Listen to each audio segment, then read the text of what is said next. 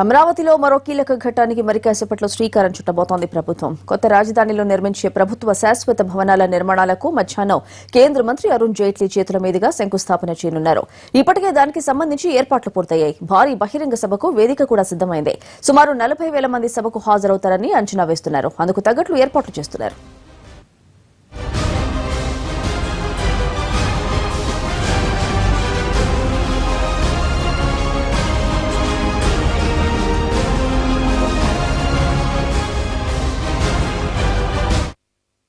అమరావతి నుంచి మరిన్ని వివరాలు మా కరెస్పాండెంట్ పిఎంఆర్ అందిస్తారు. పిఎంఆర్, అక్కడ పూర్తి ఏర్పాట్లపై వివరాలేంటి? ఈరోజు మధ్యాహ్నం 3:44 కేంద్ర మంత్రి అరుణ్ జైట్లీ అమరావతి నగర నిర్మాణంలో భాగంగా ఏదైతే అడ్మినిస్ట్రేటివ్ కాంప్లెక్స్ ఉంటుందో, అలాగే ప్రభుత్వ భవనాల సముదాయం ఏదైతే ఉంటుందో దానికి సంబంధించిన ఫౌండేషన్ సెరమనీ అంటే శంకుస్థాపన కార్యక్రమానికి వస్తున్నారు. సరిగ్గా 3:44 ఈ శంకుస్థాపన కార్యక్రమాన్ని ప్రారంభించి శిలాఫలకాన్ని ఆవిష్కరిస్తారు. సో ఆ తర్వాత కూడా ఒక భారీ బహిరంగ సభను ఇక్కడ ఈ రాయపూడి లింగాయపాలెం మధ్యలోనున్న ఈ 100 ఎకరాల స్థలంలో భారీ బహిరంగ సంబంధించిన ఏర్పాట్లు పూర్తి చేయడం జరిగింది. దాదాపు పూర్తయిపోయాయి. ప్రస్తుతం మనం చూస్తున్నాం ఏదైతే ఈ వేదిక ఉందో, ఈ వేదిక మీద నుంచే కేంద్ర మంత్రి అరుణ్ జైట్లీ, అలాగే ముఖ్యమంత్రి చంద్రబాబు నాయుడు, ఇతర మంత్రులు ఎవరైతే ఉన్నారో కేంద్ర మంత్రులు వెంకయ్య నాయుడు, అలాగే సుజనా చౌదరి, వీళ్ళందరూ కూడా ఇక్కడ నుండి ప్రసంగించబోతున్నారు.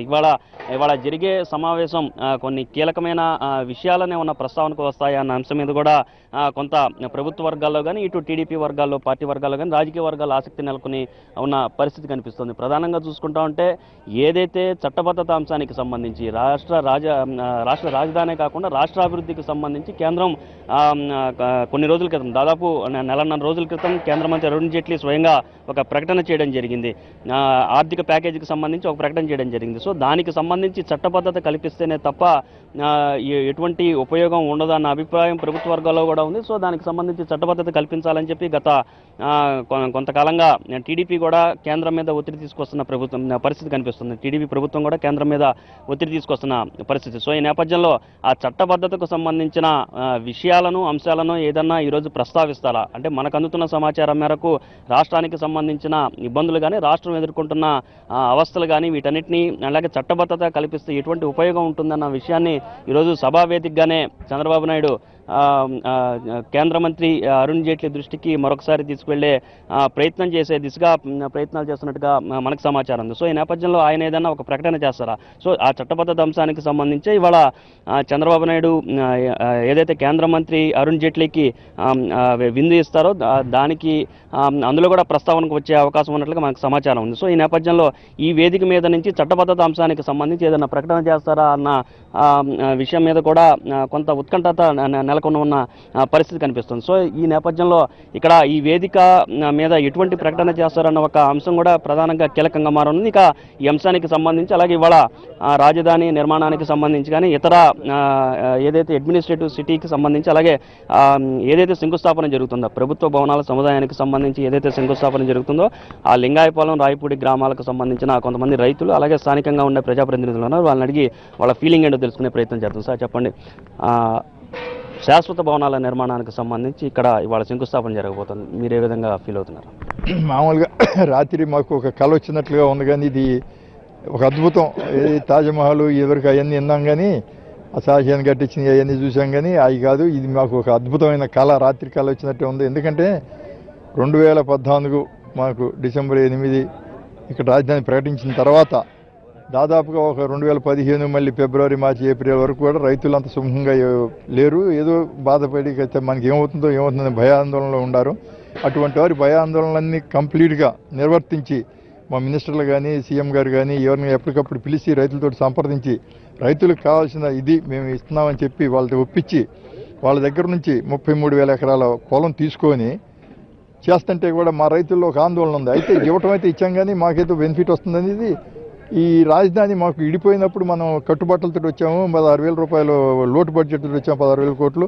ఇది అవుతుందా, ఇది చేయగలిగా, ఎట్లా, ఏ డబ్బు, ఏది, ఎంత డబ్బు కావాలి అనేది కాస్త రైతుల్లో భయాందోళన ఉంది. అయితే దాన్ని పటాపంచలు చేసేసి మా చంద్రబాబు నాయుడు గారు ఎట్లా దీన్ని అసలు చేస్తున్నాడో తెలియదు. మరి అది ఒక అద్భుతమైన ఇది. మొత్తం కలిపితే 3 నెలల్లోనూ మన తాత్కాలిక రాజధాని అని చెప్పి శంకుస్థాపన చేసి జూలైలో ఇప్పటికప్పుడే మొత్తం అయిపోయింది. మరి అట్టనే దీనికి కూడా మళ్ళీ శంకుస్థాపన చేశారు. ఇది కూడా 2018 డిసెంబర్ నాటికి కంప్లీట్గా పూర్తి చేసి అప్పచెబుతారనే ధైర్యం ఉంది మాకు, ఇది ఉంది. మా రైతులు కూడా అంత ఉత్సాహంగా ఉన్నారు. ఎందుకంటే ఇంతకుముందు ఒక అపనమ్మకం అంటే వేరే ఏం కాదు, ఏ డబ్బు లేదు, అవుతుందా అవుతుందా అవుతుందా అని ఉన్న రైతుల్లో ఇవాళ రైతుల్లో అసలు ఎంత ఉత్సాహంగా ఉన్నారంటే ఇంత అద్భుతాలు జరుగుతాయా మనకి. మేము నా వయసు ఎక్కువ, నేను అనుకున్నాం మనం చూడంలో ఈ రాజధాని ఎవరో మా పిల్లలు చూస్తారో మా మనవడు చూస్తారని, కానీ నా టైంలో నేను ఇప్పుడు చూస్తున్నాను కల్లారా. ఇంతకంటే ఇంకా అద్భుతమైన ఈ కట్టడాలు కానీ ఇవన్నీ అసలు ప్రపంచ రికార్డు సృష్టించారు మా చంద్రబాబు నాయుడు గారు. మేము రైతులను కూడా అట్లనే స్పందించి ఇచ్చేసాము, దానికి తగ్గట్టుగా ఆయన చేశారు. దానికి ఎంతో సంతోషంగా ఉన్నాం, ఎంతో ఇదిగా ఉన్నాం, ఆనందంగా ఉన్నాం. అది మీ మీడియా వారు కూడా దాన్ని గ్రహించి చేసిన దానికి మాకు కృతజ్ఞతలు. మీకు కూడా అలాగే మీరు ఈ రాజధాని నిర్మాణానికి సంబంధించి ఏదైతే ల్యాండ్ పూలింగ్ చేశారో ఆ భూములు మీరు ఇవ్వడం జరిగిందా? మీ ఫీలింగ్ ఏంటి, ఏ విధంగా ఉంది?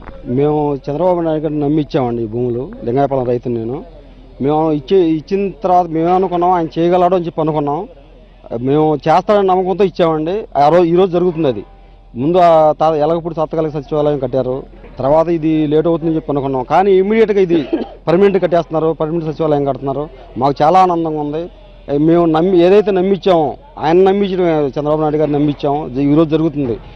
అంటే ఎంత స్పీడ్గా జరుగుతుందని అనుకోలేదు, చాలా స్పీడ్గా చేస్తున్నారు వర్క్. అది మాకు చాలా ఆనందంగా ఉందండి. మా గ్రామంలో ప్రజలకు కానీ మేము భూములు ఇచ్చిన రైతులకు కానీ అందరికీ చాలా ఆనందంగా ఉంది మాకు.